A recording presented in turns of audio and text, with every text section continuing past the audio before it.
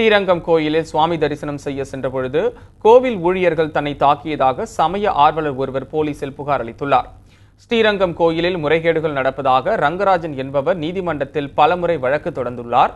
அந்த வழக்குகளின் தற்போதைய நிலை குறித்து தகவல் பெறும் உரிமை சட்டத்தில் கீழ் கேட்டு பெற விண்ணப்பித்துள்ளார். அதற்காக ஸ்ரீரங்கம் கோயிலில் பணம் செலுத்தி ரசீது பெற சென்ற ரங்கராஜன் அங்கு சுவாமி தரிசனம் செய்ய முயன்றுள்ளார். அப்பொழுது கோயில் ஊழியர்கள் தன்னை தாக்கியதாகவும் இது குறித்து காவல் நிலையத்தில் புகார் அளித்துள்ளதாகவும் அவர் தெரிவித்தார்.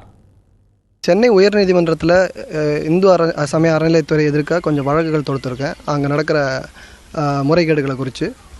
இந்த வழக்குகள்னால ஸ்ரீரங்கம் அரங்கநாதர் கோயிலில் இருக்கிற ஆணையர்களுக்கு என் மேலே கொஞ்சம் கோபங்கள் இருந்தது. நான் எப்படி கோர்ட்டில் கேஸ் போடுவேன் அப்படின்னு சொல்லி என்னை 20 பேர் சேர்ந்து தாக்கி காயப்படுத்தி என் கையில் இருக்கிற மொபைல் ஃபோனை பிடுங்கி என் பையை பிடுங்கி என்னை பலமாக தாக்கினாங்க. இது குறித்து ஸ்ரீரங்க காவல் நிலையத்தில் புகார் கொடுத்துருக்கேன்.